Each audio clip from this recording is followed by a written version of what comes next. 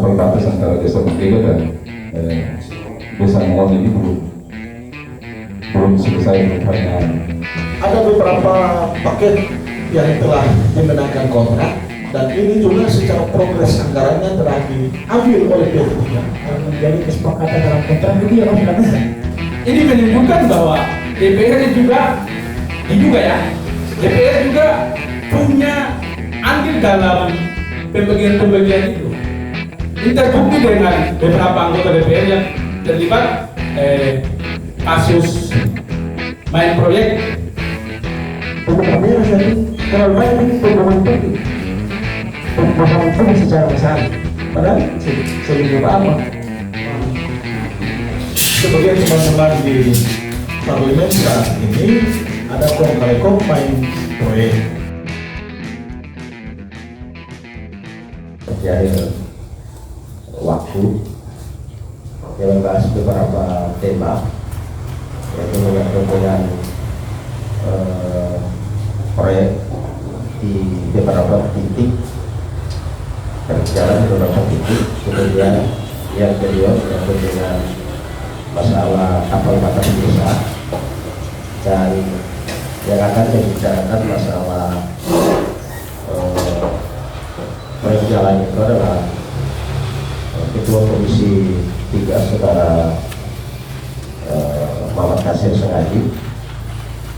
Kemudian yang menyangkut dengan masalah tempat desa dan Ketua Komisi 1 Pak Lancodi, dan sebagai panelis adalah Saudara Amenuddin Yasin dari Indonesia di Bagus Salam Sulawesi Utara.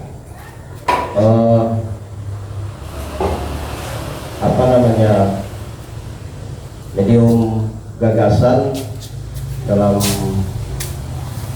pertemuan ke-8 malam ini.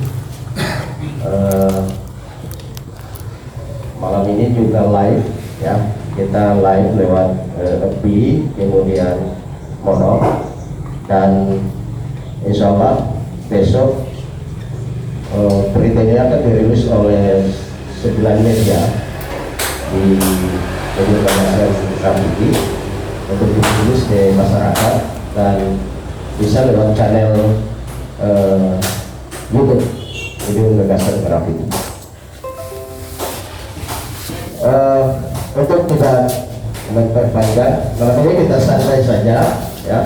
Pak FN Muhammad Kasir Sengaji yang bersama akrab Pak Budi dan Pak Ami, kita santai saja, kita ngobrol untuk menyampaikan informasi-informasi menyangkut dengan perkembangan pembangunan di Kabupaten Kepulauan Sula dalam pemerintahan Bupati Ketia Ali Nesimus dan Wakil Bupati Haji Salim Parasabis selama satu periode.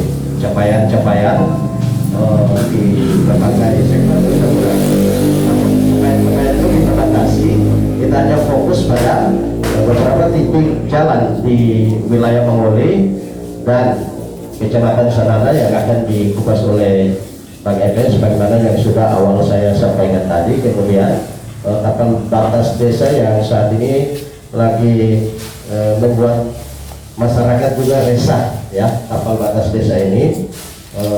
Kita tidak menyinggung masalah pemekaran desa, kita hanya fokus tapal batas desa. Jadi menjadi sebentar akan saya batasi itu, dan oleh Pak Amin nantinya menyampaikan pertimbangan yuridis menyangkut dengan dua agenda yang kita bahas malam ini.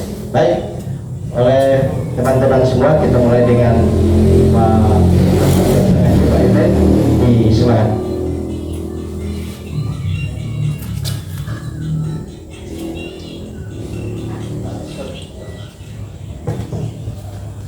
Ya, Assalamualaikum warahmatullahi wabarakatuh, dan selamat malam, salam sejahtera kita sekalian. Yang pertama, yang saya hormati sahabat saya Pak Lancodi, Ketua Komisi 1 DPRD Kepulauan Sula. Yang saya hormati Pak Amenuddin sebagai advokat sekaligus akademisi stay Bahusa Langsua yang saya hormati dan saya banggakan senior saya, koordinator kami sekaligus salah satu manajer lah kurang itu sebagai media ungkasan di blog Grafiti Subang.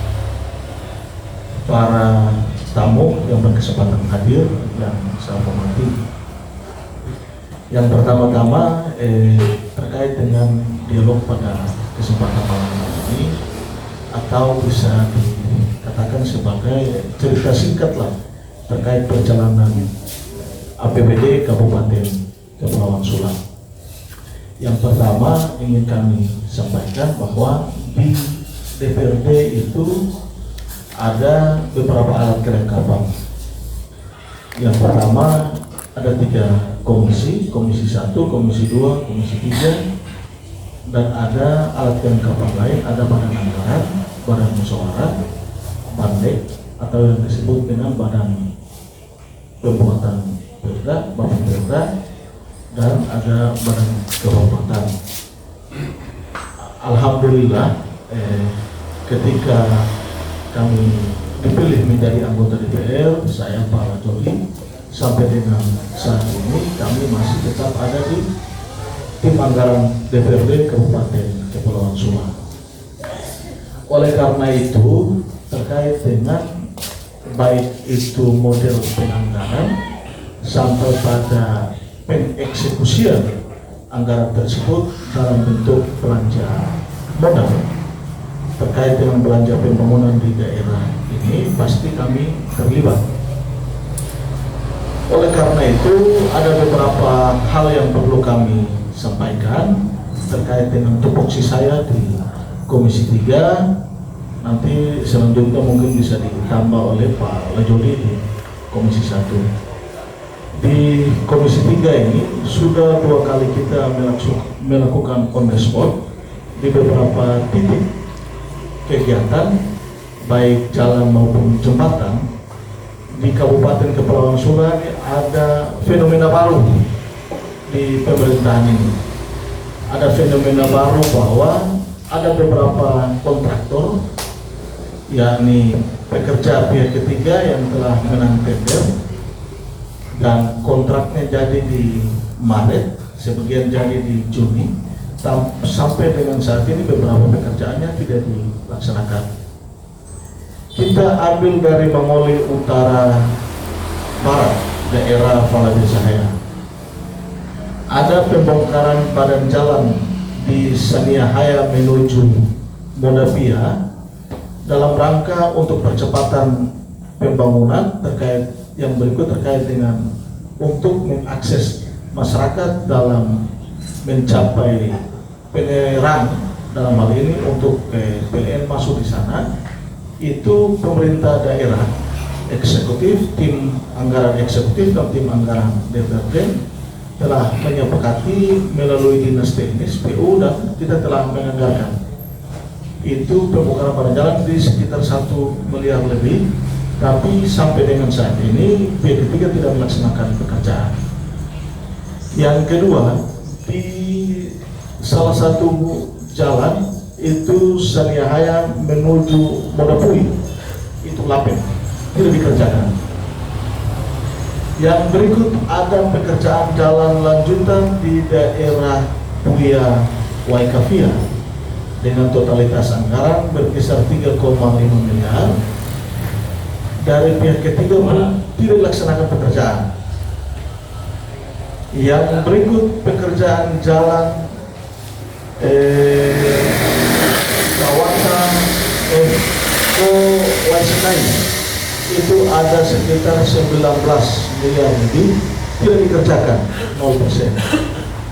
Yang berikut pekerjaan dalam kota yang lebih fatal, yang sudah berada di pusat kota, banyak media, banyak penegak hukum, banyak akademisi, banyak orang pintar yang berdomisili di kota kontraktor membodohi dan tidak melaksanakan pekerjaan. Ini kan sesuatu yang fatal. Oleh karena itu dialog seperti ini kenapa harus dilakukan? Karena menurut kami diberi kesempatan untuk menyampaikan ini ke halayak banyak. Kalau kita hanya sekedar menulis di Facebook, menyampaikan ke media, ini daerah-daerah tertentu tidak semakin kafir.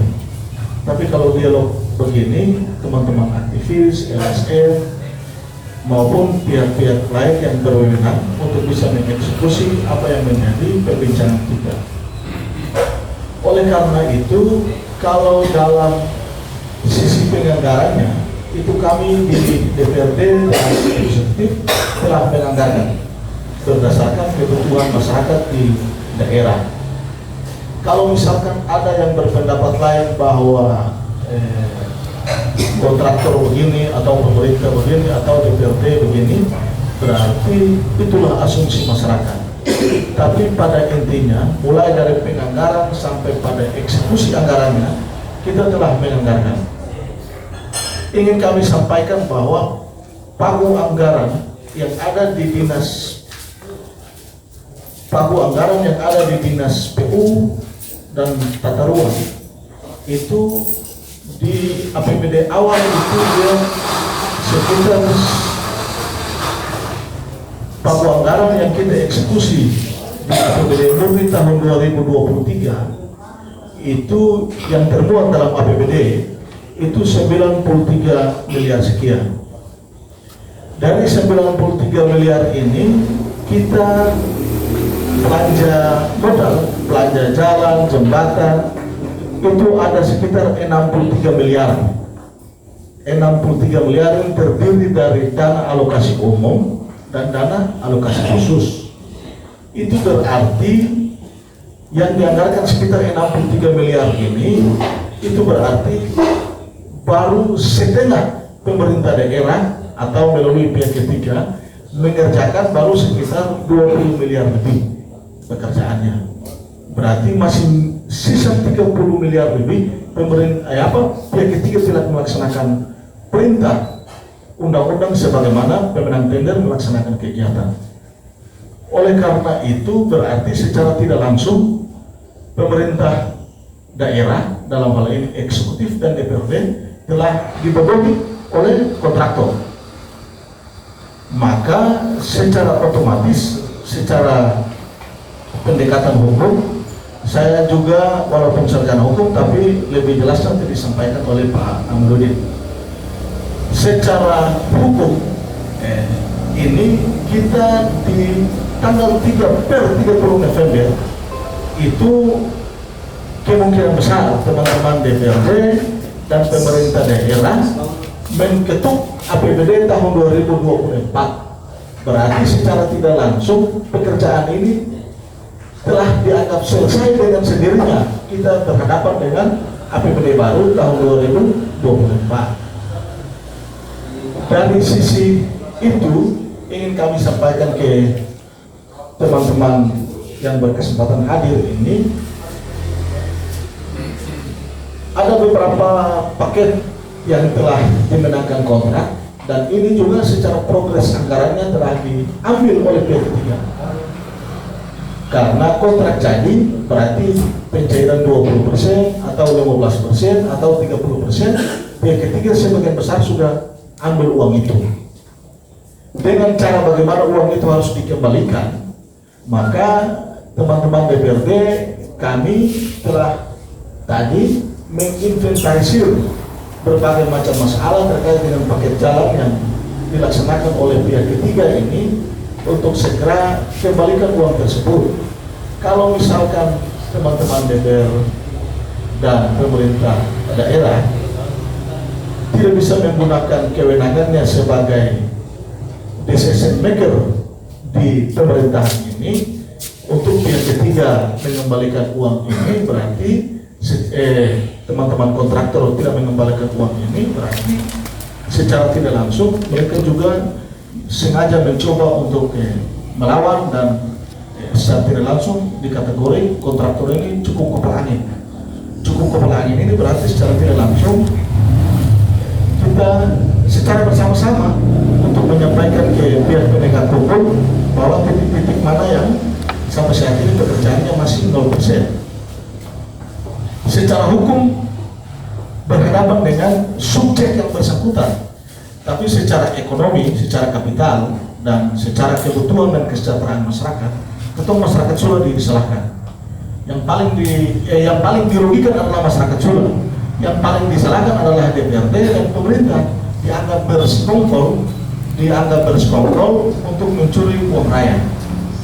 Padahal ketum secara eksekutif dan legislatif ketum suarakan atas aspirasi berdasarkan hasil reses DPRD maupun berdasarkan hasil musrembang maupun berdasarkan aspirasi yang disampaikan oleh masyarakat. Tapi sejauh ini, kalau mau saya lihat sejauh ini, pihak ketiga yang agak kepala angin untuk tidak melaksanakan kegiatan. Yang berikut, kepala anginnya apa? Dong kadang alat berat terada, tapi dong paksa untuk masuk tender proyek yang bersangkutan. Nah, ini kejadian yang terjadi di Sula saat ini. Oleh karena itu, di season akhir perjalanan APBD tahun 2024 ini memang sangat misteri bagi saya, karena ketika turun di lapangan itu sama dengan hutan rimba saja, alat berat pun tidak ada, jalan pun tidak dilaksanakan. Kalau dari sisi hukum, rata-rata penegak hukum ini menunggu LHP BPK tahun 2024. Yang dimaksud dengan LHP BPK tahun 2024 berarti berdasarkan informasi atau pemeriksaan kegiatan tahun 2023. Ini berarti kalau misalkan semua menunggu pada LHP, berarti bisa jadi kontraktor akan kembalikan apa yang dong sucair tadi. Tapi cuma kan secara otomatis ketua masyarakat sudah rugi, gitu. Terus anggarkan pembangunan besar-besar 63 miliar lebih loh kita menganggarkan. Dengan pagu anggaran di Dinas PU sekitar 93 miliar.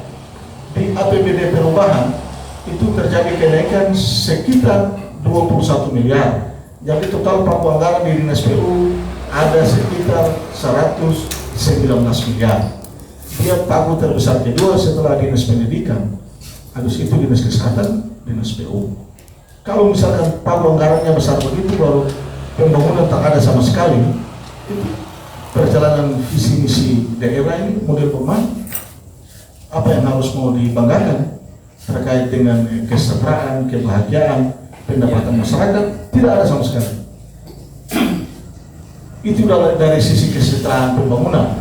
Tapi kalau dari sisi kesejahteraan tong berhura-hura ya tong rasa bahagia lah. Tapi dalam sisi kesejahteraan pembangunan bagi beta tidak ada sama sekali di Kabupaten Kepulauan Sula di APBD tahun 2023. Kalau memang eksekutif mau membuktikan di mana tong posisi pembangunan kesejahteraannya ada di mana. Sampai saat ini terakhir titik pembangunan ketong terkait dengan pembangunan daerah ini tong mulai dari mana? Tong juga bingung. Saya di DPRD juga bingung. Apalagi orang yang tidak berada di pemangku jabatan kepentingan di daerahnya. Mungkin demikian, nanti bisa ditambah oleh penegak hukum. Dalam sisi penegak hukumnya bisa ada teman advokat ini dari akademisi dan mungkin terkait dengan desa, terkait dengan kondisi desa saat ini bisa langsung saja ke Pak Lejoli. Saya kembali. Baik, terima kasih. Sebentar akan kita kembangkan lagi. Ada beberapa hal yang telah diulas tadi, ya, menyangkut dengan pembangunan yang dalam hal ini pembangunan infrastruktur jalan itu tidak dianggarkan begitu besar, anggarannya begitu besar, tapi yang telah dilelangkan dan sudah ada pemenang tender dan penandatanganan kontrak untuk pelaksanaan pembangunan jalan tersebut namun tidak dilaksanakan. Nanti akan kita kembangkan lagi pada diskusi finalis. Yang berikut oleh teman-teman semua masyarakat Kabupaten Kepulauan Sula bahwa desa saat ini tapal batasnya menjadi persoalan yang sangat penting, ya. Dan kadang kita mendapat informasi bahwa antara desa yang penetapan tapal batasnya belum jelas itu kadang sampai menimbulkan gesekan-gesekan sosial. Nah, sehingga banyak keresahan masyarakat, apakah di desa yang bersangkutan maupun di desa-desa lain. Mungkin ini Pak Jody sebagai Ketua Komisi 1 yang membidangi masalah demikian, perkembangan yang telah dilaksanakan oleh Komisi 1 dalam rangka untuk mengenai persoalan-persoalan tapal batas itu sudah sampai di slide. Baik, terima kasih. Assalamualaikum warahmatullahi wabarakatuh. Yang saya hormati rekan anggota DPRD Pak Muhammad Nasir Sengaji, juga selaku Ketua Komisi 3 DPRD Kabupaten Kepulauan Sula. Yang saya hormati rekan panelis juga Abang Senior Pak Muhammad Sugi selaku moderator MGG pada malam hari ini, seluruh teman-teman dan rekan yang sempat hadir pada malam hari ini juga yang saya hormati. Barangkali dari penyampaian moderator tadi saya langsung saja bahwa benar bahwa kondisi tapal batas desa yang ada di Kabupaten 78 desa kurang lebih di Kabupaten Kepulauan Sula 10 kecamatan, 12 kecamatan. Kalau dari hasil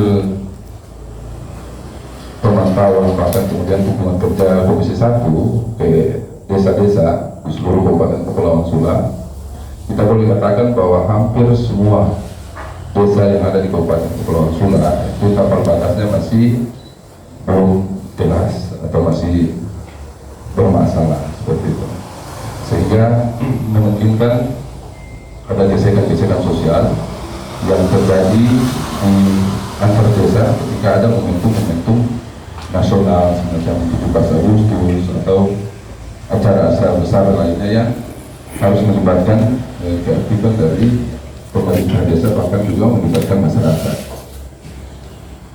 Ini saya sampaikan karena ini menjadi temuan fakta yang kita temukan di lapangan. Saya beberapa hari yang lalu Komisi 1 melakukan kunjungan kerja di 16 titik desa, salah satunya di desa Manggega juga ada masukan keluhan juga dari masyarakat bahwa tapal batas antara desa Manggega dan desa Mongon ini belum selesai, belum final.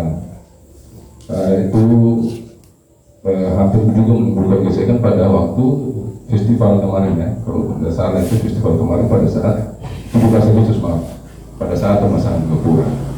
Nah, ini tentu kita sangat sayangkan kalau kemudian itu terjadi gesekan sosial atau sampai menimbulkan konflik yang berkepanjangan.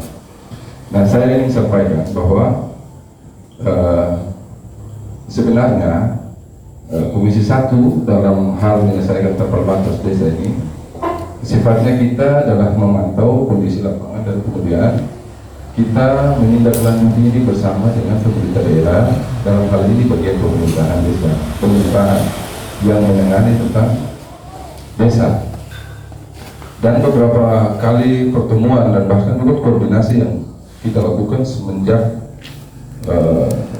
lantik anggota DPRD pada waktu itu Pak Muhammad Nasir juga masih Ketua Komisi 1 pada waktu itu. Dalam beberapa koordinasi dan komunikasi yang kita bangun, bahkan juga melakukan rapat dengan pendapat bersama dengan pemerintah daerah dalam bagian pemerintahan dan pihak provinsi, solusi konkretnya itu cuma ada satu. Walaupun kami juga Komisi 1 mengapresiasi juga langkah-langkah yang telah dilakukan oleh pemerintah daerah dalam hal ini bagian pemerintahan. Kira-kira kalau tidak salah itu di 2020 tahun 2022, kalau saya tidak salah itu ada kegiatan yang dilakukan oleh bagian pemerintahan dalam rangka untuk menertibkan administrasi dalam hal ini tapal batas desa. Setelah itu dilakukan Bahkan saya membaca di media juga ada beberapa desa yang sudah selesai. Kemudian pasca itu Komisi 1 melakukan kunjungan kerja ke beberapa desa yang telah dilakukan penyelesaian tapal batas tadi. Salah satunya itu desa Lekusula dan desa Lekopadai, dan bahkan kemarin yang kita temukan juga di desa Mantega bahwasanya tidak ada penyelesaian yang menjadi bukti kuat secara administrasi, dokumen berita acara dan lain sebagainya sebagai pegangan desa itu sendiri bahwa ini adalah kesepakatan yang benar-benar dilahirkan antara dua desa. Tetapi desa, misalkan desa A dan desa B yang berbatasan ini hanya masing-masing memberikan memasukkan dokumen terkait dengan batas wilayah desa. Misalkan desa A, batas alamnya sampai di koordinat ini dibuat dalam dokumen dan peta desa. Di desa B juga demikian, dengan rujukan dan bukti sejarah dan barangkali penyembahan orang tua, sehingga itu menjadi pegangan. Namun kalau penyelesaiannya yang disepakati antara dua desa itu tidak ada. Itu juga terjadi di desa Manggega dan desa Mawar. Sehingga saya menawarkan, karena ini yang dilakukan oleh bagian pemerintah, saya merasa bahwa tidak efektif dan tidak punya kekuatan hukum. Maka solusi konkretnya juga itu sudah bahkan kalau dasar hukumnya itu ada di Permendagri 45 ya 2016, itu jelas disebutkan di situ bahwa dalam penyelesaian tapal batas desa itu penting untuk dibentuk tim penyelesaian tapal batas desa sehingga persoalan ini bisa diselesaikan. Dan kalau dilihat dari strukturnya juga itu sangat memungkinkan tidak akan terjadi gesekan yang terlalu serius, karena bicaranya menjadi ketua itu termasuk ibu bupati atau wakil bupati. Sekretarisnya itu sekretaris daerah itu sendiri. Kemudian anggota itu juga ada asisten 1 dan bagian pemerintahan termasuk OPD yang berkaitan. Nah, dari perangkat ini saya pikir konsep penyelesaiannya juga akan sama, tetap berpedoman pada ketentuan yang ada dalam perundang-undangan dan selanjutnya tidak terkesan merugikan antara desa A dan desa B. Artinya dalam penyelesaian masalah pendekatan peraturan perundang-undangan juga digunakan. Jadi menurut saya penyelesaian itu hanya ada pada ketegasan pemerintah daerah saja untuk memberanikan diri membentuk tim penyelesaian tapal batas desa. Barangkali itu saja. Kalau dari upaya untuk penyelesaian persoalan konflik di perbatasan desa itu, kira-kira sudah ada berapa desa yang sudah jelas tapal batasnya di Kabupaten Kepulauan Sule? Kalau yang jelas tapal batas saya belum kabar informasi, tetapi kalau daerah yang kemarin mengalami konflik, entah itu di penyelesaiannya itu sudah boleh dikatakan menjadi dokumen yang bisa dipegang. Itu contohnya desa pastinya ya, dengan Wailau kemarin, Waihama dan Waihama Bogi. Jadi ini kita belum melakukan kunjungan kerja ke desa-desa terkait, sehingga kita juga belum bisa memastikan bahwa penyelesaian masalah kemarin itu sudah sampai pada kesepakatan tapal batas antara dua desa ini. Kalau secara umum, secara garis besar bahwa hampir sebagian besar tapal batas di Sula ini belum terkapil atau belum tidak ada aturan yang mengikat menyangkut dengan tapal batas desa tersebut. Baik.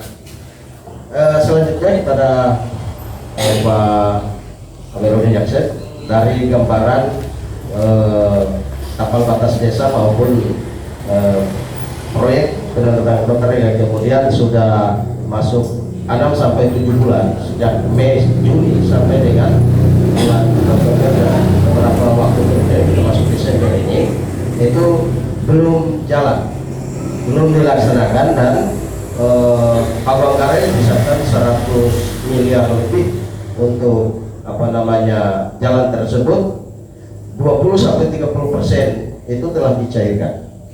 Bagaimana dari pandangan hukum di Semarang? Alhamdulillah di kesempatan ini saya ucapkan terima kasih kepada tim MPG yang sudah mengundang saya dan teman-teman DPR juga untuk hadir di forum ini dan Anda bicara mengenai hal yang kemudian sampai dengan detik ini menjadi polemik bahkan menjadi pembicaraan di ruang yang ini belum terjawab. Mudah-mudahan lewat kesempatan ini apa yang kemudian menjadi problem bisa terjawab untuk kita semua. Saya mungkin memulai tadi sudah memberikan gambaran problem terkait dengan berbagai macam proyek mangga, proyek-proyek yang sekarang lagi mengangkat yang tidak bisa jalan. Kemudian ada problem desa yang sampai hari ini juga belum bisa jalan. Nah, tentunya ini merupakan suatu problem yang sangat disayangkan, di mana daerah kita ini sebenarnya sedang menuju ke arah proses untuk pembangunan ke arah yang lebih baik. Nah, ketika kebijakan-kebijakan yang berkaitan dengan arah pembangunan itu kemudian carut marut, tentunya itu akan sangat merugikan kita semua, terutama kepada masyarakat. Hal yang berkaitan dengan tadi sempat disedingkan berkaitan dengan akses penghubung antara satu tempat dengan tempat yang lain ini sebenarnya menjadi kebutuhan dasar dari masyarakat itu sendiri, dari desa ke desa. Karena dengan akses itu sendiri ketika terhubung, maka tentu wilayah satu desa itu akan lepas dari isolasi, kemudian tingkat ekonominya bisa berputar, bisa maju. Nah, ketika itu tidak terjadi, maka sangat disayangkan karena sudah dianggarkan kemudian tidak terlaksana. Itu lebih baik tidak dianggarkan, daripada dianggarkan tapi tidak dilaksanakan. Nah, itu sangat disayangkan untuk pelaksanaan kebutuhan. Karena kebutuhan untuk pembangunan di Kabupaten Pulau Sudah saya kira cukup banyak, bukan hanya aspek pembangunan, tetapi juga aspek pendidikan, misalnya peningkatan sumber daya manusia yang memang kita perlu perhatikan, yang sebenarnya itu membutuhkan berbagai macam anggaran. Saya kira lebih khusus lagi berkaitan dengan problem ini, saya mungkin bisa melihatnya dari aspek pengadaan barang dan jasa pemerintah, di mana saya kira kita semua sudah tahu bahwa rujukan daripada aspek pengadaan barang jasa pemerintah itu adalah pakai Perpres, dan itu semua sebenarnya sudah diatur secara baik sebenarnya. Tinggal saja mekanisme pelaksanaannya itu yang betul-betul terlaksana. Nah, yang jadi problem proyek ini kan jadi pengadaan barang jasa pemerintah itu kan mulai dari persiapan, kemudian perencanaan sampai pada serah terima barang itu sebenarnya sudah diatur dalam proses pengadaan barang jasa pemerintah dalam Perpres 16 kemudian 12/2021 ini, di mana pada saat jadi dalam proses pengadaan barang jasa pemerintah itu ada beberapa hal yang diperhatikan itu. Jadi yang pertama mulai pada saat penentuan pelelangan, penentuan pemenang dan sebagainya, tender penentuan pemenang, di sana berlaku ketentuan yang berkaitan dengan masalah persaingan usaha itu, karena di sana ada berbagai macam tampilan perusahaan-perusahaan yang memang berebut untuk ikut dalam proyek itu. Nah, kemudian tahapan berikutnya masuk pada tahapan penentuan siapa yang menang. Maka situ ada kebijakan dari pemerintah berupa keputusan. Nah, kemudian berikutnya pada saat penentuan keputusan ada keputusan pemerintah yang ditetapkan siapa yang tender. Kemudian masuk pada tahapan berikutnya itu tahapan penentuan kontrak. Jadi penentuan kontrak itu tunduk pada ketentuan hukum perdata. Jadi di pertama tadi adalah persenan usaha, ketentuan operasional usaha, kemudian masuk pada tahap berikut penentuan ada keputusan yang ditentukan, maka itu tunduk pada undang-undang berkaitan dengan administrasi itu tadi. Ya, ketika ada perusahaan di sana maka ranahnya adalah PTUN di situ. Nah, ketika masuk pada tahapan berikut sudah ada kesamaan kemudian penentuan kontrak, maka itu sudah tunduk pada aspek hukum perdata. Ada kesepakatan yang diikat yang dilakukan antara penyedia dengan PPKA di sini, KPA dan PA. Kemudian pada tahapan berikutnya pelaksanaan kontrak yang kemudian akhirnya sampai pada ketika ada perbuatan-perbuatan lainnya yang ada indikasi pidana, maka barulah kemudian. Nah, saya lihat di problem yang tadi sempat disampaikan berkaitan dengan kontrak proyek ini, maka sudah sampai pada tahapan kontrak tadi. Nah ini yang kemudian kita perhatikan. Kalau kemudian dari BPK dari pemerintah ini sudah menetapkan atau menentukan, kemudian dilanjutkan dengan kontrak, kemudian kontrak itu tidak dilaksanakan, maka saya kira ada konsekuensi yang sebenarnya dilakukan di situ. Karena di dalam kontrak itu ada hak dan kewajiban yang diatur. Jadi misalnya ada proyek yang dilaksanakan, dan itu hak dan kewajiban itu selalu dia batasi di situ. Nah, saya kira ketika ada kontrak yang sudah disepakati dibangun dibuat, kemudian ada pihak penyedia di sini tidak melaksanakan kontrak, maka yang dilakukan adalah peringatan. Kemudian sampai pada tingkat harus ada pemutusan kontrak. Itu adalah bagian tegas daripada pemerintah itu sendiri. Kalau tegas sebenarnya, kalau mau betul ini jalan. Betul. Nah, bahkan sampai ketika ada misalkan kontrak tidak diputuskan, maka sampai pada ada sanksi pemberian misalnya blacklist perusahaan, sampai pada tuntutan ganti rugi misalnya. Nah, ini konsekuensinya perkataan, tuntutan ganti rugi. Maka itu harus dilakukan. Nah, kalau tidak dilakukan, maka jadi pertanyaan besar. Kira-kira ada apa itu? Maka khawatirnya ketika tahun anggaran selesai kemudian ada temuan, khawatirnya jangan sampai ada pembukatan jahat yang kemudian nanti bermuara kepada persoalan pidana.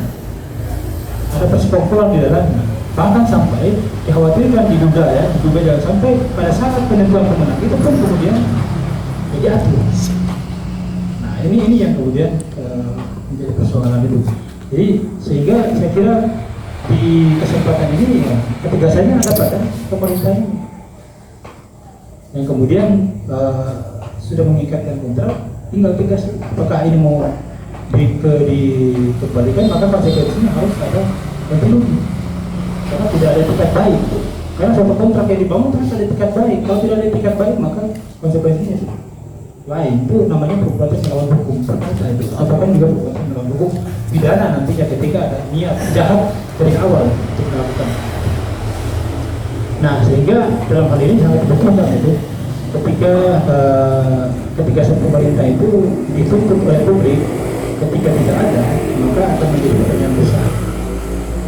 Nah saya kira ini juga kemudian akan dikawal oleh teman-teman DPR dalam pada saat misalnya ada temuan, maka ya harus ada rekomendasi yang keluar untuk ketika ada kerugian itu maka harus dilakukan rekomendasi. Khawatirnya jangan sampai tidak ada rekomendasi tapi ada temuan. Minimal ada apa kalau memang ini harus rekomendasi PA supaya ini betul-betul diperiksa. Nah, kemudian berkaitan dengan persoalan tapal batas. Nah, pertanyaan sederhana saya, ini kan menjadi, saya sebenarnya masih bingung kalau bicara tentang tapal batas. Bingungnya kenapa? Bingungnya adalah, apakah desa yang melahirkan administrasi desa, ataukah administrasi desa yang melahirkan tapal batas, administrasi tapal batas desa, ataukah tapal batas desa yang melahirkan desa? Kalau desa yang melahirkan administrasi tapal batas desa, kalau administrasi tapal batas desa yang melahirkan desa, maka sudah selesai. Karena kehadiran desa itu harus dimulai dari administrasi. pemekaran suatu wilayah, misalnya pemekaran suatu desa, itu pasti ada administrasi. Dan di dalam administrasi itu tentu ada batas-batas luas wilayah dan sebagainya. Tetapi kalau misalkan desa yang melahirkan administrasi tanpa batas, nah bagaimana desa bisa lahir duluan, kemudian administrasinya baru diatur? Nah itu pertanyaan sederhana, sehingga dengan begitu kita bisa ternyata persoalan tapal batas desa itu sudah selesai. Nah, kemudian berikutnya, kalaupun kemudian menjadi perselisihan tapal batas desa, saya kira rujukan tadi sudah sempat disebutkan, di mana memang kadang-kadang perselisihan ini terjadi ada berbagai faktor. Saya lihat di lapangan. Saya kemudian heran, ini pihak-pihak yang ikut terlibat dalam polemik tapal batas ini, dia bukan aparat desa, masyarakat itu. Jadi pertanyaan saya, kepentingan masyarakat ini apa? Padahal sebenarnya harus ada dalam persepsinya bahwa dengan adanya penetapan batas desa itu tidak menghapus hak kepemilikan, tidak menghapus hak kepemilikan tanah itu, tidak juga menggeser atau menghilangkan hak pengelolaan tanah itu, tidak. Jangan sampai kemudian persepsinya muncul ke masyarakat bahwa dengan adanya penetapan batas desa kemudian tanah di situ akan hilang. Tidak ada. Karena ketentuan juga disebutkan tidak bisa menghapus atau menghilangkan hak pengelolaan atau hak pendidikan. Itu tidak ada. Yang ditentukan di situ adalah batas administrasi. Sehingga pihak yang ikut ini kepentingan apa maksudnya? Itu yang kemudian saya perhatikan. Nah, ketika jadi korban, misalnya dalam persoalan ini, kemudian jadi lagi hukum. Jadi orang tanya apa kepentingan kamu sampai kemudian harus ikut terlibat dalam membatasi ini masih dalam. Nah, kemudian berikutnya berkaitan dengan penetapan tapal batas desa ini juga sebenarnya ini yang tadi sudah sempat disebutkan, waktu kerjanya itu kan 6 bulan sudah disebutkan. Kalau kemudian tidak selesai dalam hal penetapan kemudian penegasan batas desa ini, maka bupati tinggal buat kebijakan, buat keputusan, tetapkan saja. Nanti desa yang tidak sepakat gugat PTWN supaya program hukumnya itu tidak berdampak terhadap masyarakat. Tapi kalau tidak ada itu, maka akan membuka ruang. Yang jadi polemik adalah konflik horizontal dan kemudian korbannya adalah masyarakat. Maka di sini sebenarnya butuh peran pemerintah. Dan sebenarnya selain peran pemerintah dibutuhkan edukasi, sosialisasi yang betul matang sehingga masyarakat bisa tahu, oh iya ternyata ini menyangkut. Yang kemudian menjadi persoalan juga ya, saya kira ya mungkin saja ini saya tidak tahu kenapa dia diselesaikan. Bisa saja ketika ini dibiarkan akan dimanfaatkan oleh kelompok-kelompok tertentu berkaitan dengan masalah luas wilayah ini akan berpengaruh terhadap pendanaan. Salah itu akan dimanfaatkan. Akan juga mungkin momentum-momentum tertentu seperti tadi sempat disampaikan akan digunakan. Nah, maka dari itu saya kira problem ini sebenarnya tanggung jawab besar ada pada pemerintah. Mungkin itu saja. Terima kasih dari saya. Sekian. Assalamualaikum warahmatullahi wabarakatuh. Baik, terima kasih. Luar biasa tadi. Kembali ke Pak Evan sebelum saya memberi waktu sekitar 5-10 menit kepada Bu Mulyana. Kembali ke Pak Evan. Tadi sudah dijelasin ini menyangkut dengan beberapa titik proyek jalan yang sudah tanda tangan kontrak tapi belum dikerjakan oleh kontraktor.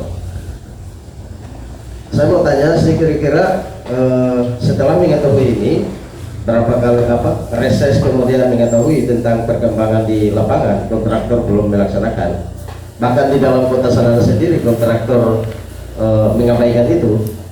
Apa yang sudah dilakukan oleh DPR atas itu? Langkah-langkah apa yang sudah dilakukan? Apakah sudah membicarakan ini dengan pemerintah daerah atau sudah melakukan pemanggilan terhadap kontraktor yang telah memenang tender itu, ataukah DPR belum mengambil sikap apa-apa atas itu? Ya baik, terima kasih. Abang Mo terkait dengan situasi pembangunan di daerah ini. Yang pertama, belanja jalan dan jembatan ini sudah 2 kali Kadis PU-nya kita panggil, tapi kepala keuangannya kita belum pernah panggil. Kenapa kepala keuangannya kita belum panggil? Karena dari keterangan Kadis PU itu rata-rata kontraknya sudah jadi dan pihak kontraktor siap laksanakan kerja. Nah, oleh karena itu setelah kita melakukan on the spot cross check lapangan, setelah kita panggil, kita cross check, ternyata kegiatannya tidak jalan. Kita panggil lagi Kadis PU-nya, kita panggil dengan penjelasan yang sama. Di injury time APBD 2023 ini kita roadshow lagi tambah sekali. Saat ini kita belum panggil, tapi kami dari teman-teman Badan Anggaran, bukan di komisi ya, bukan di Komisi 3, teman-teman Badan Anggaran sudah mencoba memverifikasi beberapa kegiatan fisik yang dianggap dugaannya bisa dianggap akan mangkrak. Kita telah menginventarisir, daftar inventarisir masalah, dan kemungkinan besar tadi teman-teman DPRD mungkin besok kita rapat dalam rangka agenda APBD 2024. Tapi sebelum pembahasan APBD 2024, kita juga akan meminta pendapat dalam rangka progres kegiatan tahun 2023. Karena apa? Ini kalau bagi saya, selama APBD, selama kami jadi DPR ya, selama jadi DPR, belanja pembangunan yang paling kontraktor kepala angin di APBD 2023.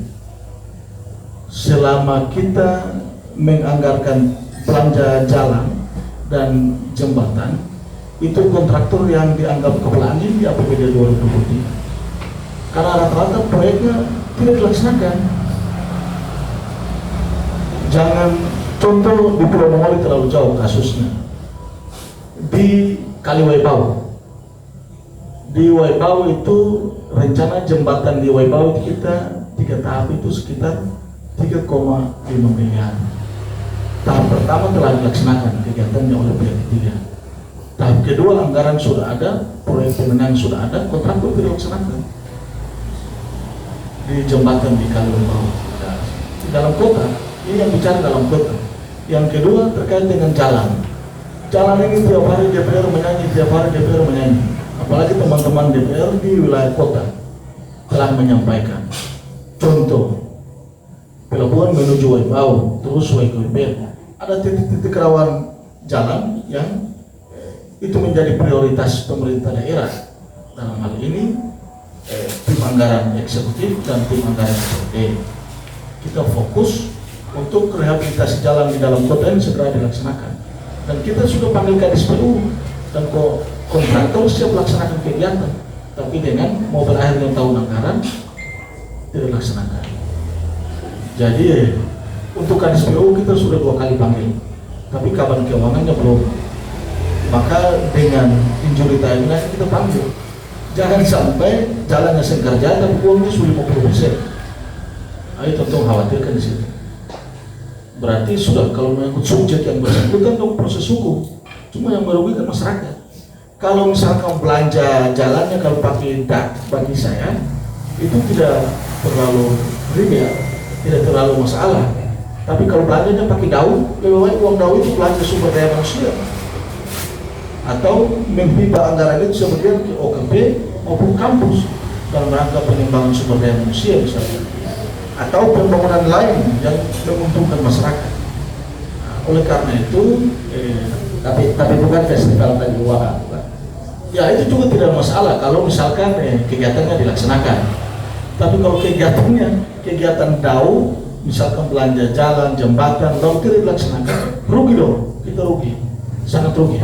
Karena itu ketum DAU ini kan ketum yang rancang, ketum yang anggarkan, ketum yang bikin, beda dengan DAU. Kalau dah itu pemerintah pusat yang menentukan, ketum hanya menyampaikan. Nah, ketum rugi, ini secara tidak langsung ketum rugi. Dengan totalitas APBD di 830 miliar sekian, baru kegiatan negaranya model begini.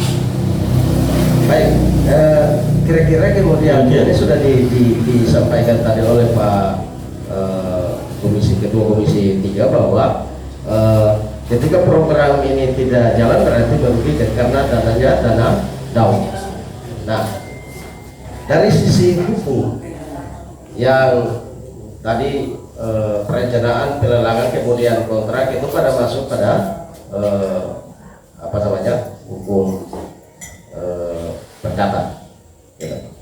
Tapi ada celah dalam aspek ini yang kemudian kontraktor kepala batu ini ya bisa diproses secara pidana apa enggak?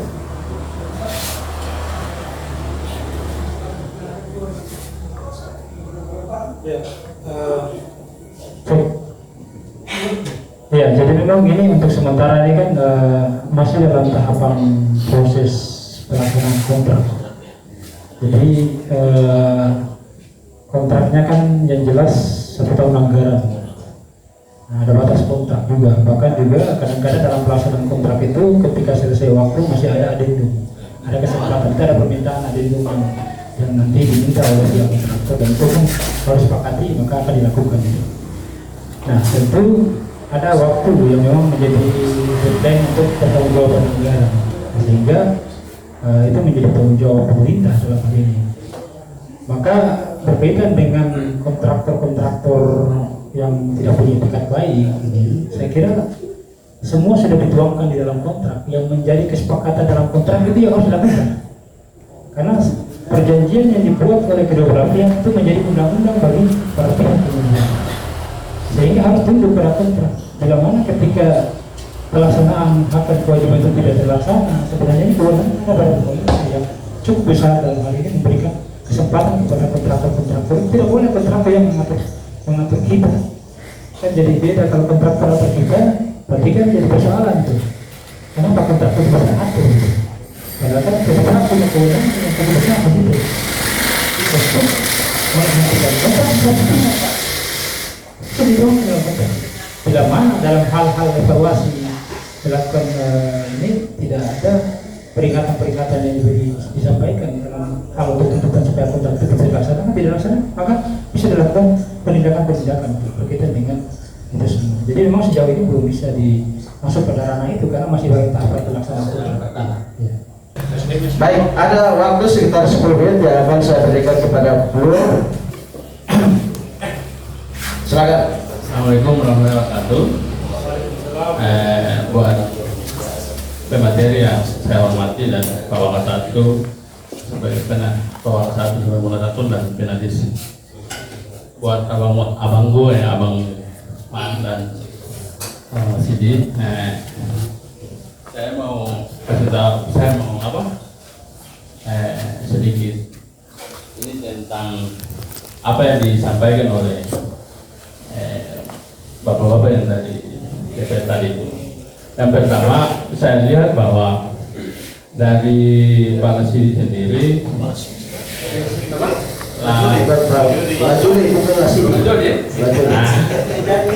Pak Lajoli sendiri yang disampaikan tadi itu saya belum lihat bahwa sinergitas antara Komisi 1 dan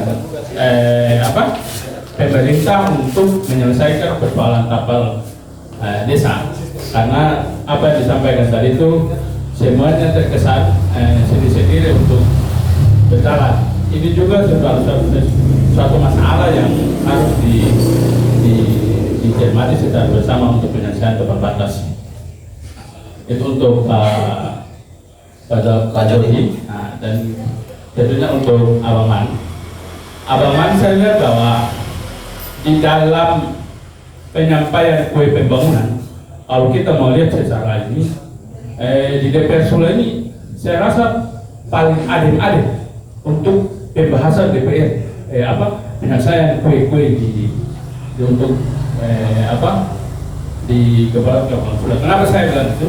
Ini dilihat dari tidak ada setelah penyelesaian itu tidak ada hal yang agak-agak ini untuk ribut gitu. Ini menunjukkan bahwa DPR juga diduga ya, DPR juga punya andil dalam pembagian itu. Ini terbukti dengan beberapa anggota DPR yang terlibat kasus main proyek. Nah, makanya jangan heran kalau itu tendernya tidak bisa berjalan. Itu yang pertama. Yang kedua, kalau kenapa tender ini tidak bisa berjalan? Rata-rata pemenang tender di Kabupaten Kepulauan Sula dan tender ini berjalan itu pertengahan tahun. Sedangkan kalau kita melihat bagaimana penyelesaian supaya proyek itu bisa berjalan, sedang proyek yang di atas 5 sampai 5 miliar lebih itu harus dibawa pertengahan semester. Ini juga yang menjadi persoalan. Bagaimana proyek itu bisa berjalan kalau di rata-rata 6 bulan ke atas? Ini sesuatu yang sangat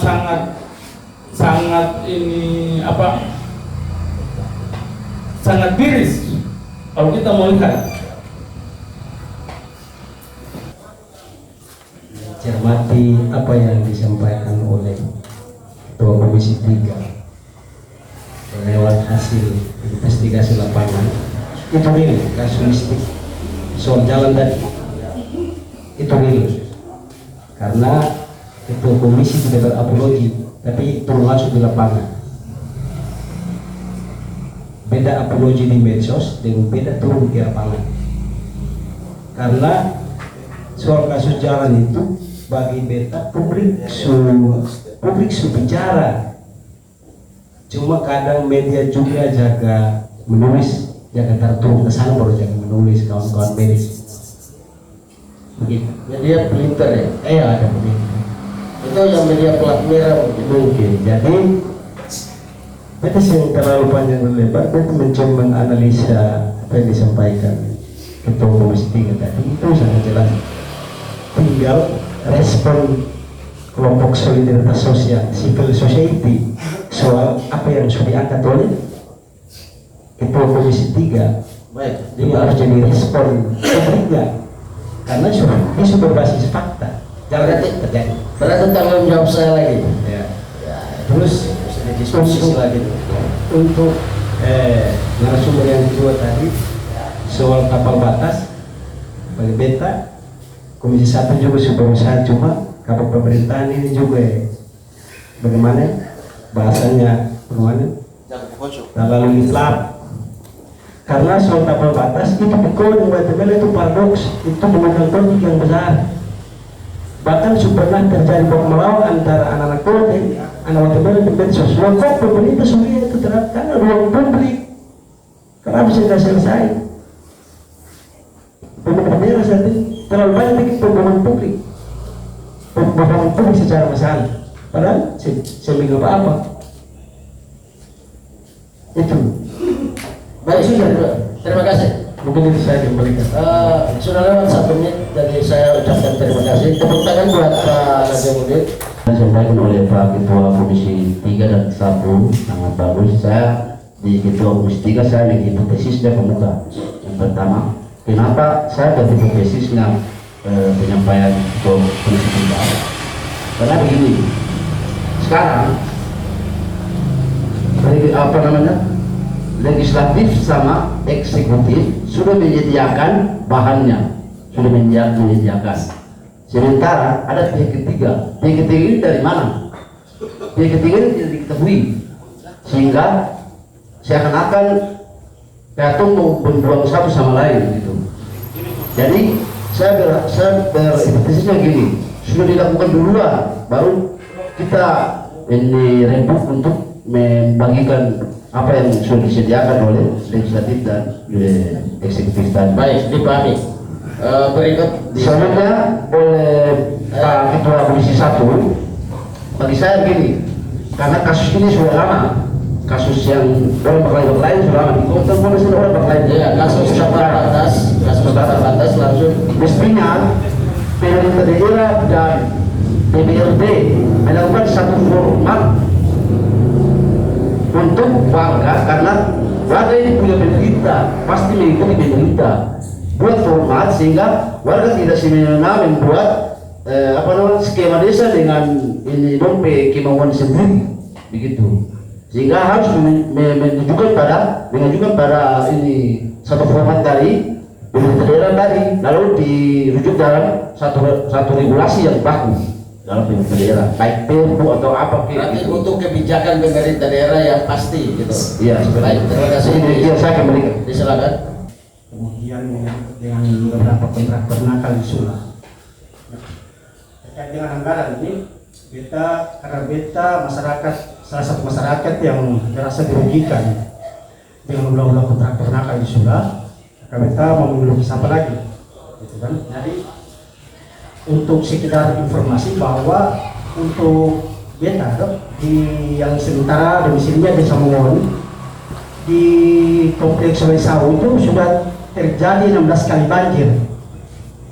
16 kali banjir. Beta di rumah itu, Pak Mantu di rumah itu sudah 16 kali banjir dan tidak pernah dikunjungi oleh pemerintah daerah ataupun DPR. Kemudian ada beberapa pekerjaan, yaitu pekerjaan normalisasi untuk tahun ini ya. Beta juga sudah sempat pernah lihat dia beberapa kali-kali mana yang harus normalisasi di tahun ini di dalam kota, khususnya dalam kota Sanana, termasuk kali Desa Wesawu, Desa Mongon, kompleks Wesawu. Nah, itu juga masuk dalam daftar kerja tahun ini untuk normalisasi. Waktu itu dinas PU 1 bulan yang lalu, kalau tidak salah, dinas PU sudah sempat kerja, sudah pernah sempat kasih datang Eksa, tapi Eksa kerja cuma setengah hari. Setelah itu kasih naik Eksa langsung cabut. Normalisasinya mungkin sekitar 20 meter kayaknya dari kali Waisawu yang mungkin panjangnya sekitar 200 meter. Nah, karena ini menyangkut dengan anggaran, jadi kata kita selaku masyarakat yang domisilinya di Desa Mongon merasa dirugikan dengan ulah-ulah kontraktor nakal ini. Nah, jadi beta di sini, beta berharap ketika ada pertemuan lagi dengan kepala dinas PU, tolong bapak-bapak dewan, tolong sampaikan kepada kepala dinas PU bahwa tolong perhatikan orang punya kali kompleks Wesawu, karena sudah terjadi 16 kali banjir dan itu pemerintah daerah atau DPR tidak pernah mengunjungi orang sekalipun. Baik, dapat dipahami. Ini itu saja kayaknya. Isu infrastruktur di Pulau Moli kemudian tapal batas ini menjadi menarik bagi saya karena saya dan rekan-rekan di sini adalah bagian daripada masyarakat Pulau Moli. Jadi terkait dengan infrastruktur di Pak Ketua Komisi 3, kita masyarakat tentunya yang paling dirugikan, ya. Nah, pertanyaan saya dari sumber anggaran yang Bapak sebutkan tadi, tahu ya, Kodela ya, dengan jumlah yang fantastis sekitar 19 miliar lebih itu, ketika misalnya tahun ini tidak selesai, apakah nanti dia anggarannya itu simpel dan bisa dikerjakan tahun depan ataukah dinyatakan hangus? Itu yang pertama. Yang kedua, kepada Pak Komisi 3, Komisi 1, terkait dengan tapal batas ini, seperti yang disampaikan oleh rekan saya tadi, yang kebetulan beliau juga adalah tokoh dari Pemuda Koro, saya dari Pemuda Utamela, ingin saya sampaikan bahwa persoalan tapal batas antar dua desa ini sama dengan bom waktu. Soal waktunya benar. Terakhir sekitar 3 bulan yang lalu kalau tidak salah, itu di bawah kepemimpinan tokoh-tokoh dan tokoh masyarakat dan tokoh agama antar kedua desa dan bertemu di lokasi itu sangat rawan. Nah, kalau DPR sebagai mitra dari pemerintah tidak serius, maka saya menyatakan bahwa DPR kali ini tidak bertaji sesuai dengan topik kita malam ini kan. Itu kesimpulan saya. Maka saya harap DPR kalau bisa, masih ada waktu nih, kalau bisa gak usah dipetaji itulah. Apa yang mau ditanyakan? Perkenalkan, nama saya Jisman Deko, Presiden PMSTI Bawang Salam Sula Blok Utara. Oke, Saya minta sedikit pandangan dari Ketua Komisi 3 terkait dengan tadi kan kita bicara soal infrastruktur pembangunan. Jadi ada kontraktor nakal yang kemudian telah disampaikan tadi. Nah, ini kan kalau mau ada kerjasama antara DPR dan kemudian kami mahasiswa sebagai social control, saudara tentu perlu adanya keterbukaan informasi. Itu yang kemudian kami minta. Sehingga kalau memang ada data-data yang kemudian itu dianggap dari DPRD bahwa ada kontraktor nakal dan kemudian itu menyalahgunakan anggaran tersebut, boleh ada kerjasama antara DPR dengan kami sebagai mahasiswa untuk kami juga mengawal terkait dengan jalannya infrastruktur pembangunan yang ada di Kabupaten Kepulauan Seribu. Mungkin itu saya. Assalamualaikum warahmatullahi wabarakatuh. Baik, terima kasih. Dari sekian yang ada, sama aja bahwa upaya gimana supaya proyek yang tidak jalan itu harus jalan. Kalau kemudian tidak bisa jalan, apakah dia aus atau seperti apa? Bisa kan 2024 nanti proyek itu bisa jalan atau gimana? Adendum atau gimana tadi itu bisa jalan kita itu bisa jalan, jembatan kita bisa jalan, ya, entar itu bisa dibuat oleh pihak ketiga atau pemenang tender. Dan ada tadi itu pemenang tender yang kemudian hilang kepercayaan begini tidak boleh lagi diberi kesempatan untuk mengikuti tender di proyek di Kabupaten Kepulauan Seribu.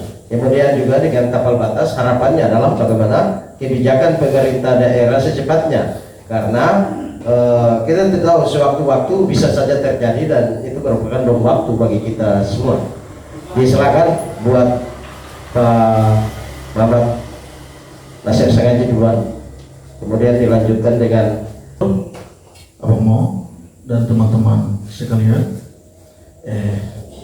Yang pertama terkait pertanyaan yang disampaikan oleh adik Ahmad sekaligus dosen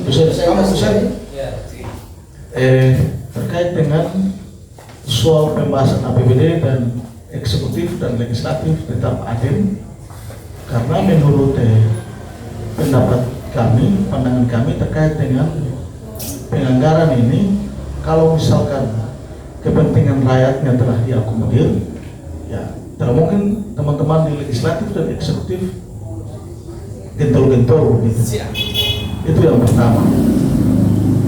Yang kedua, kenapa rata-rata proyeknya kontraknya jadi di Juni atau akhir April? Karena APBD itu biasanya diketuk di Desember dan Januari biasanya dievaluasi. Karena APBD diketuk itu belum langsung bisa dilaksanakan kegiatan. APBD misalkan diketuk tanggal 15 Desember, itu paling kurang dia tetap berada di sana ini sekitar 1 sampai 2 minggu untuk diverifikasi lagi, baru dikirim ke provinsi. Setelah provinsi verifikasi kirim ke Kementerian Dalam Negeri, setelah itu baru balik ke provinsi, mengambil nomor registrasinya, baru dikembalikan ke daerah.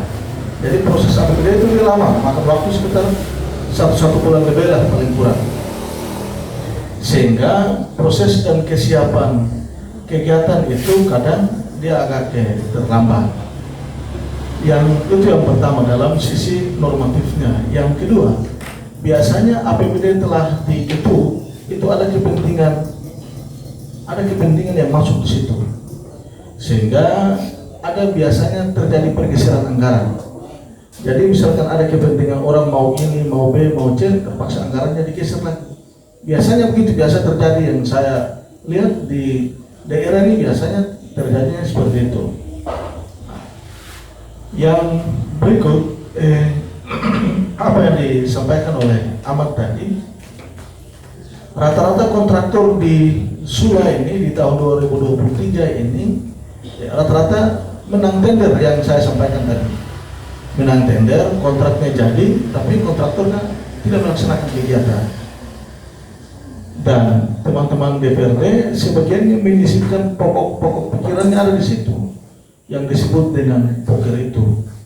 Nah, oleh karena itu, kalau kontraktornya nakal model begini, berarti yang jelasnya yang saya sampaikan tadi, pasti masyarakat menyalahkan DPR dan masyarakat menyalahkan pemerintah. Padahal dengan berbagai upaya kita sudah laksanakan. Yang pertanyaan yang pertama, yang kedua tadi dari Raka tadi, Raka yang kedua terkait dengan isu pembangunan dan belanja jalan telah kami sampaikan.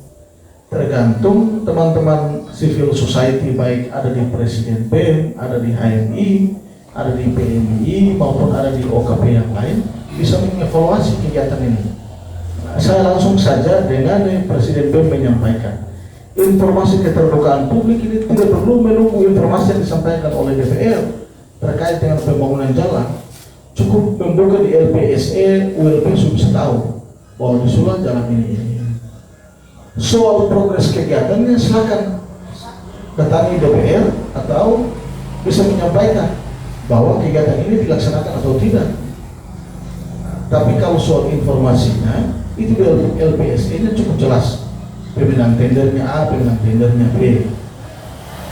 Soal kontrak jami dan terada itu sebagian teman-teman DPR juga mengetahui lah paling kurang begitu.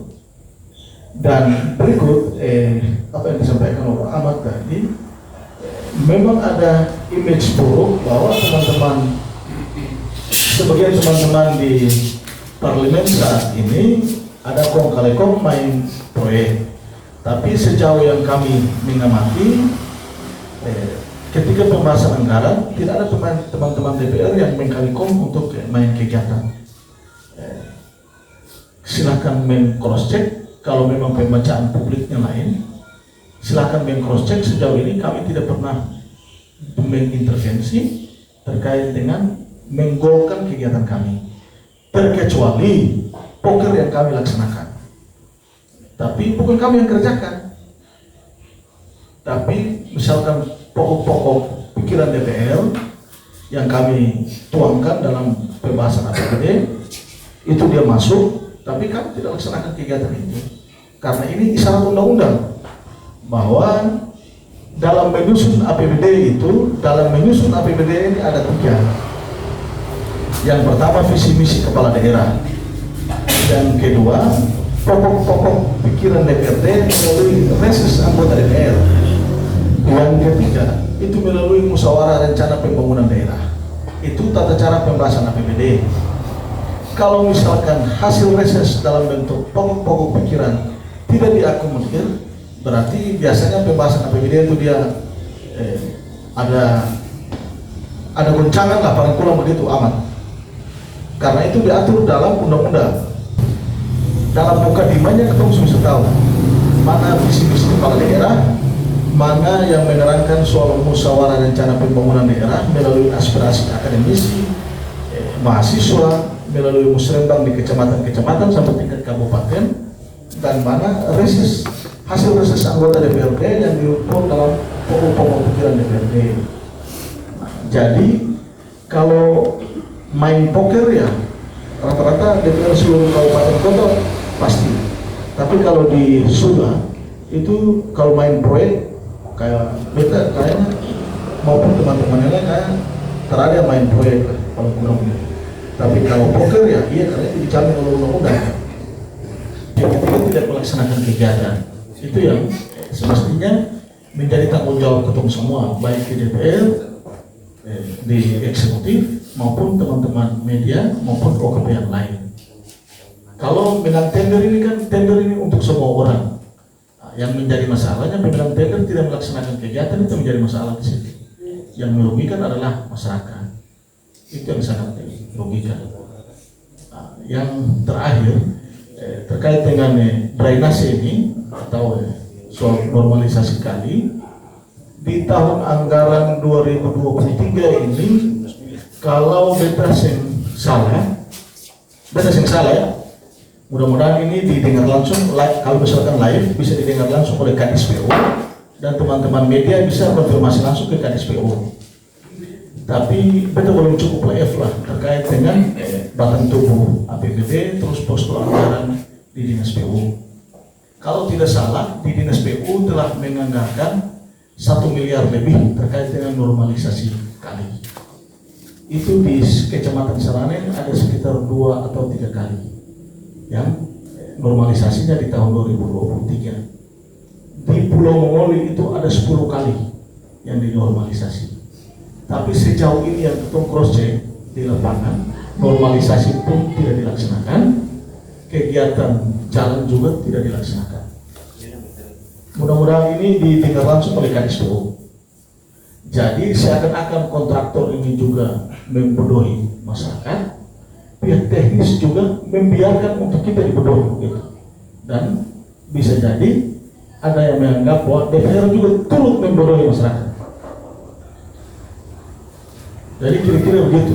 Tapi kalau soal anggaran dianggarkan, mudah-mudahan ini beta salah mentafsir APBD, tapi beta bisa pertaruhkan karena beta ketua Komisi 3, sekaligus beta ada di tim anggaran legislatif. Jadi beta juga cukup tahu posturnya. Jadi dianggarkan itu 1 miliar lebih untuk normalisasi kali yang dianggap kali-kali bermasalah, yang suatu bisa pada kondisi-kondisi tertentu terjadi musiman hujan banjir besar. Karena saat ini normalisasi kali dia sudah tidak melekat pada pagu anggaran BPBD, karena BPBD sudah tidak ada anggaran pusat, dia sudah di moratorium. Jadi kalau misalnya terjadi banjir, hujan, terus sekali banjir lalu kamu minta normalisasi, dan penanggulangan bencana dengan anggaran normalisasi kali. Saat ini dia sudah satu pintu melalui KSPO. Jadi mungkin kira-kira begitu yang dapat saya sampaikan. Cukup tepat di Selatan Pak Jody menyangkut dengan kapal batas bom waktu bagi kita semua. Terima kasih. Assalamualaikum warahmatullahi wabarakatuh. Saya langsung saja, tadi ada beberapa pertanyaan juga sekaligus masukan. Yang pertama tadi terkait dengan kerjasama antara DPRD dan bagian pemerintahan dalam rangka penyelesaian tapal batas yang ada di Kabupaten Kepulauan Seribu. Jadi sejatinya saya berpikir bahwa pada dasarnya memang DPRD itu sendiri dalam fungsinya adalah mengawasi dan kemudian memberikan rekomendasi, sekaligus juga memediasi persoalan-persoalan ini yang melibatkan pihak-pihak terkait dalam rangka untuk mencari solusi yang terbaik. Dan langkah-langkah itu sudah kami lakukan, dan tentu saja kami tidak kemudian membiarkan atau terkesan lebih memantau perkembangan dari kegiatan-kegiatan di bagian pemerintahan, tetapi dalam upaya-upaya kunjungan kerja itu dalam persoalan-persoalan yang kemudian muncul dari masyarakat terkait dengan tapal batas, dengan pemahaman peraturan, dengan pemahaman undang-undang yang kita paham, dengan pendekatan-pendekatan yang kita pahami, kita juga menjelaskan hal yang sama. Tetapi lagi-lagi memang kita semua sadar bahwa persoalan tapal batas itu persoalan sangat sensitif dan sangat berkemungkinan untuk terjadi konflik, sehingga memang sebaiknya, karena ini domainnya adalah bagi Pemda dan bagian pemerintahan, kita berharap sebenarnya dari DPR juga, karena keterbatasan kita, dan ini kita tidak kemudian menitik beratkan, tetapi alangkah baiknya kalau kegiatan bagian pemerintahan itu lebih difokuskan kepada kunjungan kerja yang khususnya yang kunjungan kerja ke desa-desa yang ada di Kabupaten Kepulauan Seribu, dengan juga mensosialisasikan terkait dengan persoalan tapal batas ini. Karena dalam pemantauan kita di bagian pemerintahan ini kurang kurang sekali waktu yang diluangkan dalam hal memonitoring kondisi dan keadaan yang ada di desa.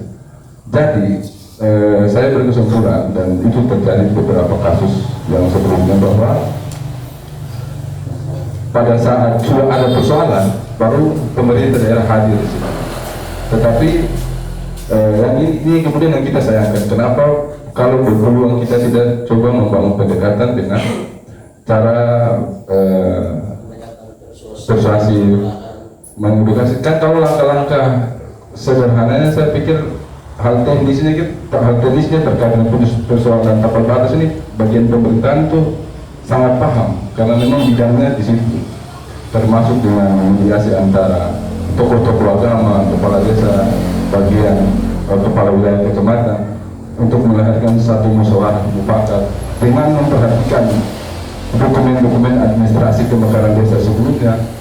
Nah, saya pikir itu bisa, tetapi agar kemudian ini lebih memberikan kekuatan hukum, saya pikir ke depan DPR dan pemerintah daerah coba untuk melahirkan satu kebijakan yang lebih tegas lagi dalam hal membentuk tim petugas tapal batas tadi, agar dalam rangka melahirkan kebijakan yang mengikat, itu juga kita punya dasar yang kuat. Kalau hari ini kalau pemerintahan dalam programnya coba menyelesaikan persoalan tapal batas bersama dengan DPR, menghadirkan 2 kecamatan dan melibatkan 2 desa yang bersebelahan, ketika terjadi konflik, saya pikir kita tidak akan mampu membendung itu, sehingga butuh organisasi yang dijelaskan di dalam undang-undang tadi, sehingga berbagai macam pendekatan dan disiplin pengetahuan dan ilmu itu bisa kita gunakan, mengurangi terjadinya konflik-konflik yang bisa ditimbulkan. Selanjutnya saya berterima kasih atas masukan yang disampaikan. Insya Allah dalam agenda Komisi 1 ke depan kita akan coba memanggil kembali bagian pemerintahan untuk kita bedah kira-kira langkah-langkah Komisi 1 dan bagian pemerintahan dalam hal mengatasi persoalan tapal batas desa, dari kesiapan pembentukan tim dan lain-lain, kemudian pembahasan juga terkait dengan penganggaran dan lain sebagainya. Itu akan coba kita bawa dalam diskusi rapat dengar pendapat. Juga kemungkinan kalau memang actionnya akan di tahun 2024 ini akan jalan, ya kita akan upayakan untuk dianggarkan di dalam pembahasan APBD 2024. Barangkali itu yang dapat saya sampaikan, kurang dan lebihnya mohon dimaafkan. Mungkin bukan pertanyaan cepat, tapi di live streaming Sula online di Facebook. Iya, pertanyaan netizen. Karena ini juga orang harus akomodir sebagai suatu upaya untuk bagaimana bisa merangkum banyak orang punya pemikiran dalam berdiskusi. Nah, di sini mungkin dari beberapa ribu yang telah bertanya ini atau orang punya masukan, ada Latukon Sina Rahman, kupas tuntas. Ya, itu dia mungkin menguji kupas tuntas dalam arti bahwa menyemangati kita untuk apa yang dibicarakan hari ini dikupas dan tuntaskan. Selanjutnya ada juga Akmal Yogi Sanadi. Kalau 2 orang ini beta akui berbicara sejak dilantik hingga jelang berakhir masa jabatan, insya Allah. Jadi ini juga satu pujian karena telah hadir membicarakan apa yang sering jadi keresahan oleh masyarakat. Terus yang terakhir mungkin dari sebagian banyak saya bacakan lagi, Muhlis Fatalubah bin Muhammad. Ini pertanyaannya. Pertanyaannya begini. Sejauh ini ada tidak daftar titik koordinat batas desa yang dituangkan atau tercantum dalam lampiran peraturan yang dibuat oleh Bupati tentang batas desa itu? Itu pertanyaan dari Bang Muhlis Fatalubah bin Muhammad. Itu 3, selain dari pujian dan masukan, ada satu pertanyaan yang mungkin dari netizen yang disampaikan di dalam live streaming sudah online gitu. Satu pertanyaan, Cuma satu pertanyaan aja, ya. Titik koordinat dalam penetapan apel batas desa, ya. Yang ditetapkan oleh pihak pemerintah dalam hal ini Bupati Kepulauan Sula. Selain dari itu adalah sekian ribu yang ikut secara langsung malam ini. Saya telah memberi apresiasi dan dukungan terhadap kedua narasumber dan panelis, kemudian kru yang ada dan teman-teman yang hadir dalam dialog MGK malam ini. Baik, disilakan kepada Pak Rajudi. Baik, makasih atas pertanyaan yang disampaikan. Barangkali saya langsung saja. Kalau terkait dengan titik koordinat ini, saya melihat bahwa titik koordinat ini menjadi bagian atau syarat ya dalam penentuan tapal batas. Sementara kita tahu bersama bahwa tapal batas di hampir sebagian besar Kabupaten Kepulauan Sula ini belum terselesaikan. Di dalam penyelesaian tapal batas ditindaklanjuti dengan untuk memberikan kepastian hukum, maka Pemda dalam hal ini Bupati harus menerbitkan peraturan daerah atau mengusulkan usulan untuk membentuk peraturan daerah untuk menjamin bahwa batas administrasi desa yang telah ditentukan. Kalau kemudian sekarang belum tapal batas desa yang ada sekarang ini saja belum jelas, bagaimana titik koordinat itu sudah diperdakan gitu. Artinya bahwa menurut saya, karena pada sebelumnya juga kita pernah mengoperasi perda-perda yang sebelumnya telah dibuat oleh pemerintah sebelumnya dan DPRD sebelumnya untuk dievaluasi, tapi sampai sejauh ini perda itu juga belum kita lihat. Jangan sampai itu sudah ada begitu. Dilihat dari situasi dan kondisi yang ada ini, menurut saya itu barangkali belum ada titik koordinat yang telah ditentukan dan diperdakan atau dimuat dalam peraturan bupati seperti itu. Untuk menurut saya, dan ke depan coba nanti saya lebih coba melihat lebih ke dalam terkait dengan itu, dan nanti saya akan berkoordinasi dengan bagian hukum dari pemerintah daerah. Baik, itu saja yang dapat saya sampaikan. Baik, terima kasih. Diskusi medium gagasan malam ini tidak terasa kita sudah 1 jam 15 menit kita lewati, dan hanya kita tinggal 3 menit aja untuk masing-masing narasumber dan panelis menyampaikan closing statement. Silakan, mungkin Pak Bidua bisa disebut. Baik, terima kasih. Saya kira dengan problem yang ada ini menjadi tuntutan dan tanggung jawab kita semua, terutama pemerintah, dalam hal ini pemerintah daerah, dengan slogan visi misi yang cukup luar biasa yang kita sama-sama lihat dan kemudian dengar. Mudah-mudahan tidak menjadi suatu nyanyian yang kemudian hanya mengenakan telinga, tapi harapannya adalah bagaimana supaya implementasikan kegiatan-kegiatan konkret daripada slogan atau visi misi yang selalu senantiasa di setiap momen-momen tertentu disampaikan, tapi kemudian bukan menjadi sebuah ajang untuk kemudian membodohi atau mungkin sengaja untuk supaya masyarakat itu lupa dengan hal yang sebenarnya menjadi realitas yang harusnya dilakukan oleh pemerintah dan tanggung jawab pemerintah. Mungkin saya berkaitan dengan problem yang ada dari masalah yang ada ini, tanggung jawab berasnya dan bersama pemerintah ya. Dan mungkin juga harapannya adalah ada pengawasan dari DPR betul-betul intens, kemudian sampai pada betul ketika ada problem maka harus ada semacam keberanian untuk mengeluarkan sebuah rekomendasi sehingga itu menjadi catatan untuk pemerintah yang akan datang. Itu saja, terima kasih dari saya. Assalamualaikum warahmatullahi wabarakatuh. Assalamualaikum warahmatullahi wabarakatuh. Silakan Pak Jody, closing statement-nya. Ya baik, terima kasih Pak Moderator. Saya langsung saja untuk harapannya ke depan dilihat dari situasi dan kondisi daerah Kabupaten Kepulauan Sula yang kita cintai bersama ini. Memang sekurang lebih sama dengan Bapak panelis tadi bahwa harapannya ke depan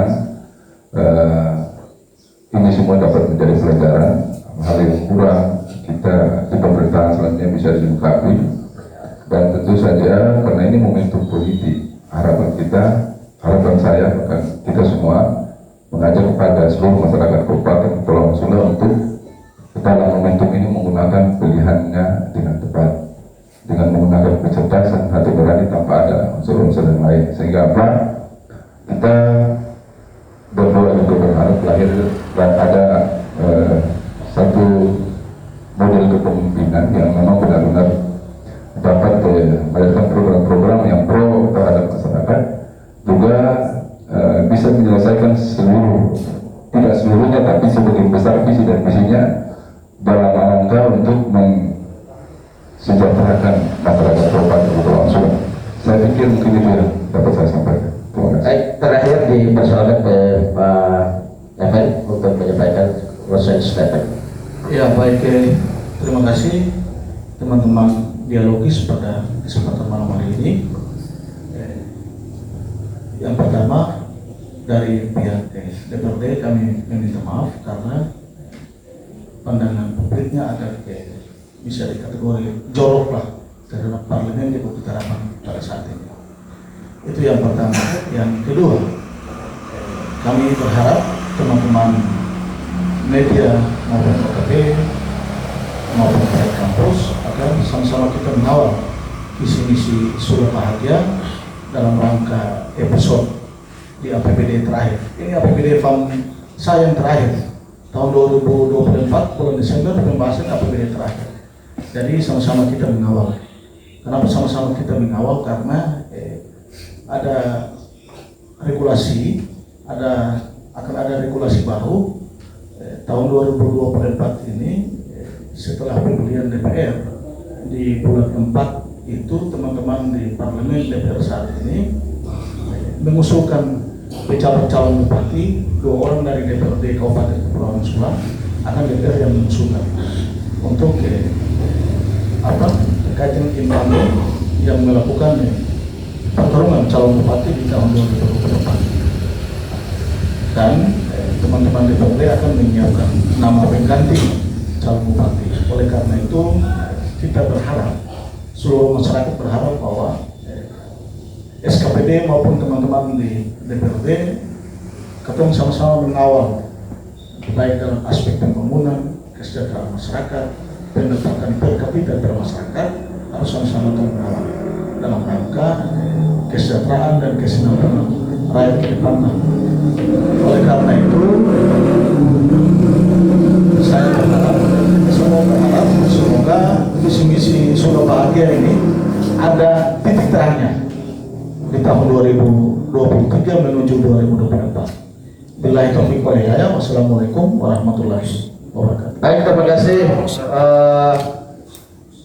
Pak Muhammad Sengadi, Ketua Komisi 3 DPRD Kabupaten Kepulauan Sula, yang juga Ketua Partai Gerindra ya Kabupaten Kepulauan Sula, Pak Lajodi, Ketua Komisi 3 ya, saya Ketua Komisi 1 DPRD Kabupaten Kepulauan Sula, dan akademisi sekaligus advokat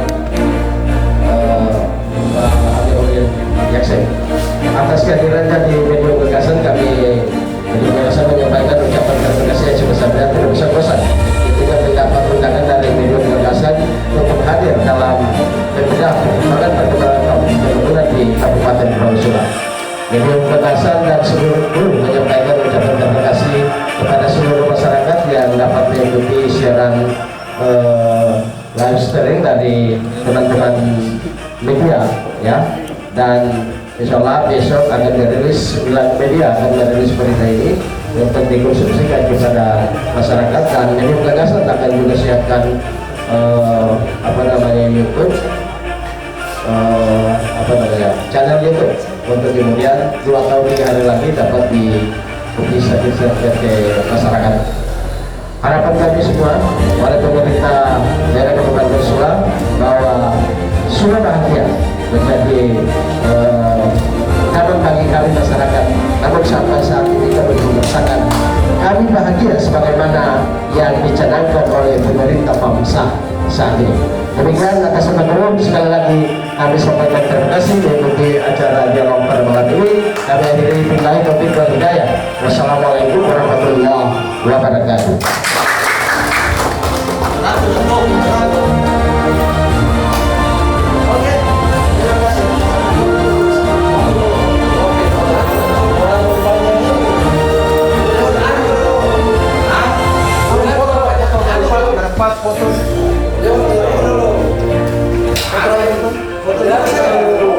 Sudah berdiri.